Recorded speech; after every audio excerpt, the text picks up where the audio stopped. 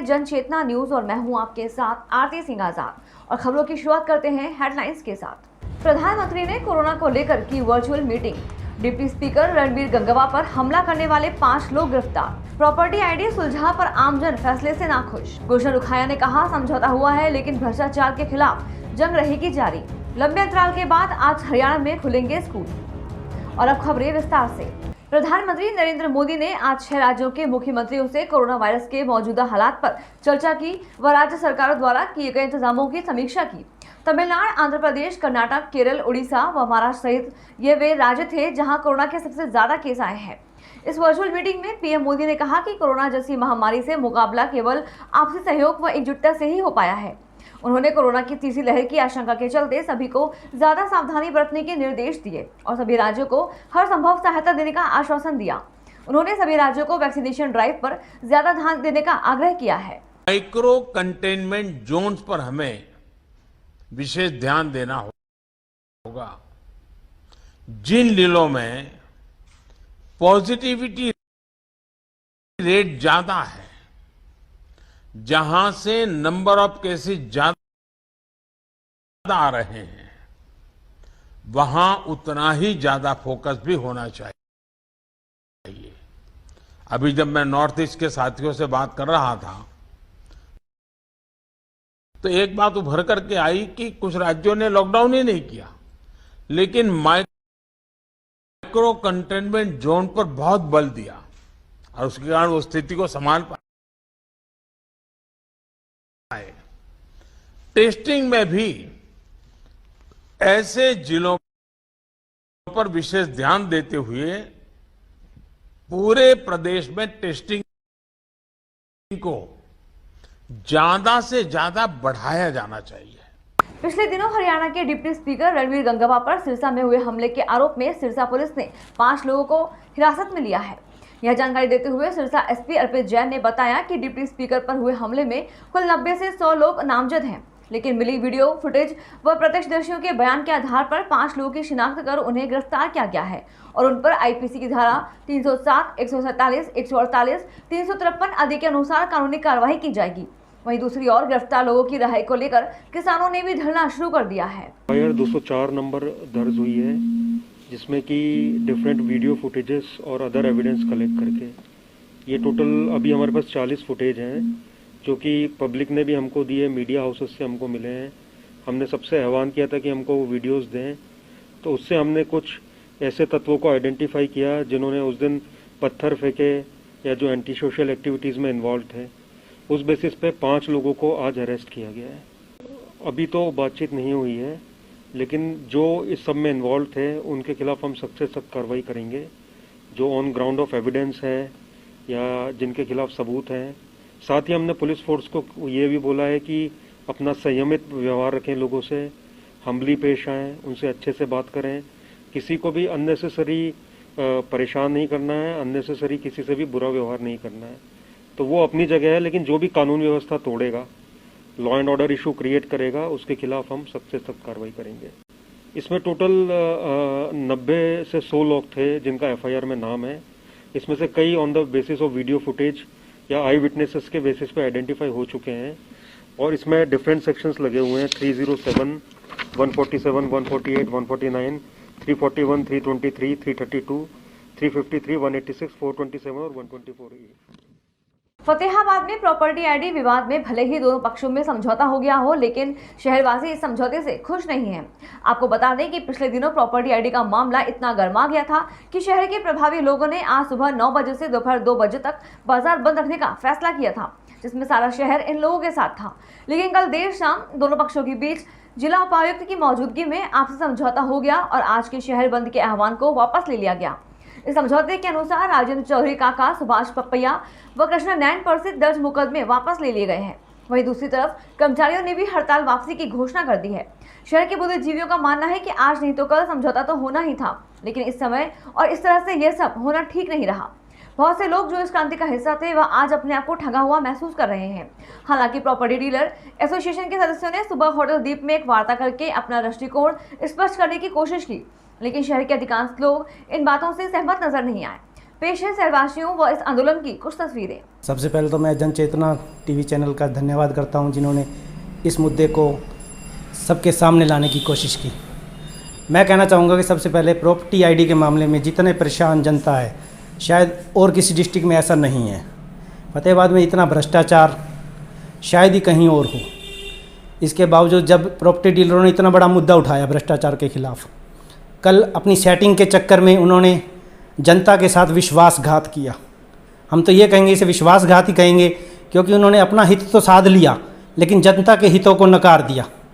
यदि हम दूसरा पक्ष कर्मचारी वर्ग का देखें तो कर्मचारियों की तरफ से जिस प्रकार से केस दर्ज करवाए गए, उनका भी पक्ष मजबूत था कि उन्होंने ऑन ड्यूटी यदि कोई उन पर हमला करेगा तो केस वाजिब बनते हैं। ऐसा है कि फतेहाबाद के लोगों ने इनको नहीं कहा था कि आप कमेटी जाओ और ऐसा काम करो, लेकिन हाँ, फतेहाबाद के लोग तंग बहुत है कमेटी से, भ्रष्टाचार से भी तंग हैं। ये अपनी मर्जी से गए हैं, वहाँ जो भी हुआ गलत हुआ, हाथापाई नहीं होनी चाहिए थी। उससे पहले ये जो मर्जी करते वो एक मैटर लगता। उसके बाद इन्होंने फतेहाबाद के लोगों का साथ मांगा तो फतेहाबाद ने दिल से साथ दिया। इन्होंने क्या किया है ये सबके सामने साफ है, बिल्कुल पूरा धोखा दिया है इन्होंने, इसके अलावा कुछ भी नहीं किया। जबकि ऐसा नहीं होना चाहिए था। फतेहाबाद वाले पंजाबी बरादरी है, हर किसी के साथ जुड़ने वाली है, प्रेम करती है सबसे, सब कुछ जुड़ा है। अगर तुम लड़ाई करते हो, कमेटी वाले अपने बेस पे लड़ लेते। अब पब्लिक से सहयोग मांगा है और धोखा भी पब्लिक को। कल की मीटिंग में सिर्फ केस वापसी के अलावा किसी बात पे बहस भी नहीं हुई, फाइट भी नहीं हुई, कुछ कहा भी नहीं। और इन्होंने खुद कहा था कि हमारे पास भ्रष्टाचार के सारे आरोप है। वो डीसी साहब के साथ रखते, ये सब उस टाइम उसको ट्रांसफर कर देते। आरोप है ही नहीं। अपने किसी मकसद के लिए इन्होंने सब कुछ किया है, उसके अलावा पब्लिक को धोखा दिया है। आने वाले टाइम में पब्लिक बताएगी इनको दोबारा कैसे ये इकट्ठे कर पाएंगे या कैसे कुछ करेंगे, तो इनको पूरा जवाब मिलेगा, डंके की चोट पर मिलेगा। फतेहाबाद जिला की स्थापना दिवस को लेकर फतेहाबाद जिला वासियों को हार्दिक शुभकामनाएं और बधाई देता हूं। 12 जुलाई को जिस प्रकार से नगर पालिका नगर परिषद में प्रॉपर्टी आईडी को लेकर दो पक्षों में जो हंगामा हुआ वह बड़ा ही खेदजनक है, क्योंकि जहाँ तक मेरा मानना है कि दोनों ही पक्ष इस मामले में भ्रष्टाचार को बढ़ावा देने वाले हैं। क्योंकि जहाँ जिन लोगों ने ये हंगामा किया और अधिकारियों ने भी जिस प्रकार से प्रॉपर्टी आईडी को लेकर इस शहर के अंदर जो भ्रष्टाचार का बोलबाला किया हुआ है, उससे आम जनता बड़ी दुखी है और आम जनता की कोई सुनवाई नहीं है। लेकिन जब ये हंगामा हुआ तो जहां एक पक्ष ने इस मामले को लेकर सर्व समाज से बंद की अपील की और समर्थन किया, और कल उसके पश्चात इस समझौते को लेकर जिस प्रकार की बात सामने आई कि इस सर्व समाज को ताक पे रख दिया गया और सर्व समाज के कोई लोग उसमें शामिल नहीं थे। और जो ये समझौता हुआ, यदि मेरा मानना है, मेरा कहना है, यदि एक पक्ष जिसने हंगामा किया वो सही था और जिन लोगों ने इसमें मध्यस्थता की, सरकार के कुछ लोग हैं जिन्होंने इसमें मध्यस्थता की, यदि उनको लगता है कि जो हंगामा करने वाले सही थे तो उनको चाहिए था कि सरकार से, सीएम से बात करके, मुख्यमंत्री जी से बात करके तुरंत उन अधिकारियों का तबादला होना चाहिए था और सस्पेंड होने चाहिए थे। पंचायत प्रधान व आंदोलन का नेतृत्व कर रहे गुलशन रुखाया से बात करने पर उन्होंने बताया कि यह आंदोलन अभी रुका नहीं है। शहर से 20-30 लोगों की टीम बनाई जाएगी जो शहर में किसी भी विभाग में हो रहे भ्रष्टाचार पर नजर रखेगी। यह टीम भ्रष्टाचारियों के खिलाफ एक फाइल तैयार कर उचित कार्रवाई करवाएगी। उन्होंने कहा कि समझौता जरूर हुआ है, लेकिन भ्रष्टाचार के खिलाफ जंग अभी भी जारी रहेगी और भ्रष्ट कर्मचारियों के तबादले को लेकर वे जल्द ही सीएम से मिलेंगे। ग्रोवर साहब, ये घटनाक्रम जो हुआ है इसमें हम सारे शहरवासी परिचित हैं इससे। पिछले काफ़ी अरसे से फतेहाबाद में ये जो बातें चल रही हैं प्रॉपर्टी आईडी की, विशेषकर नगर परिषद और एडीसी कार्यालय में भ्रष्टाचार की, उस मामले में मैं आपसे ये बात कहना चाहूँगा कि बहुत परेशान थे लोग, बहुत ज़्यादा से ज़्यादा।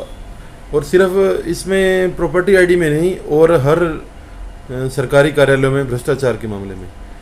अब देखो, किसी ना किसी को तो आगे आना ही पड़ता है। फतेहाबाद के लोग बहुत शांतिप्रिय लोग हैं, अफसरशाही को वो मानते हैं, अफसरों के कानून को परमात्मा का कानून मानते हैं, जैसे उन्होंने कहा उनके हिसाब से मान लेते हैं। लेकिन अफसरों ने हद कर रखी है, हर बात में भ्रष्टाचार, हर बात में भ्रष्टाचार, तो लोग दुखी तो होंगे ही। लंबे अंतराल के बाद एक बार फिर से हरियाणा में स्कूल खुले हैं। 9वीं से 12वीं तक पढ़ने वाले विद्यार्थियों में खुशी का माहौल है। कोरोना के चलते अभी कुछ नियमों के अंतर्गत ही स्कूल खोले गए हैं। इस मौके पर स्कॉलर्स कॉन्वेंट स्कूल के डायरेक्टर शैलेंद्र भास्कर ने कहा कि सरकार का निर्णय देर से आया है पर दुरुस्त आया है। उन्होंने सरकार द्वारा स्कूल खोलने वाले निर्णय का स्वागत किया है व बच्चों के उज्जवल भविष्य की कामना की है। जी नमस्कार। आज बहुत लंबे अरसे के बाद लगभग 107 दिन के बाद स्कूल खुले हैं पार्शियल 9th से 12th क्लासेस के। तो ये देर से लिया गया निर्णय है, लेकिन चलिए देर आयत दुरुस्त आयत वाली बात है। तो इसमें कुछ बातें हैं जो मैं कहना चाहूँगा। बच्चों में निश्चित तौर पे पार्शियली खुशी की लहर दौड़ी है और स्कूल्स भी बहुत लंबे समय से जो बंद थे, जो बहुत सारी दिक्कतें पेश आ रही थी, अपनी जो स्वाभाविक जगह सीखने की बच्चों की है स्कूल, उसमें आके बच्चे बहुत आज खुश नज़र आए और धीरे धीरे सब सामान्य जीवन पटरी पे आ जाएगा। स्कूल में सर अभी फिर बच्चे सारे आ रहे हैं या स्ट्रेंथ कम है, मतलब आपकी अपेक्षा के अनुसार? देखिए, जब शुरुआत बहुत लंबे समय के बाद किसी चीज़ की होती है तो उसमें समय तो लगता है, क्योंकि कुछ स्कूल्स अभी मंडे को खुलेंगे, कुछ स्कूल्स ने अभी ट्रांसपोर्ट शुरू किया है, कुछ ने नहीं किया है। तो बहुत सारी दिक्कतें तो शुरू में पेश आएंगी। सैनिटाइजेशन हो गया स्कूलों का प्रॉपरली, और इसमें मैं कुछ बातें कहना चाहूँगा आपके माध्यम से कि स्कूलों को, मैं मीडिया के साथियों से भी कहना चाहूँगा कि स्कूल्स आमतौर पर रडार पर रहते हैं। तो मैं ये गुजारिश करूँगा कि समाज के बाकी पक्षों की तरह, और एक उलाहना भी देना चाहूँगा कि छोटी से छोटी बात मीडिया हाईलाइट होती है, लेकिन स्कूलों में काम करने वाले जो शिक्षक हैं और बाकी स्टाफ है, उसकी आवाज़ ना तो लोकल ना कहीं राष्ट्रीय अंतर्राष्ट्रीय स्तर पर किसी ने नहीं उठाई कि उनके परिवार के चूल्हे कैसे जल रहे हैं। फिलहाल इतना ही। खबरों का सिलसिला लगातार जारी है। आप बने रहे जन चेतना न्यूज के साथ। नमस्कार।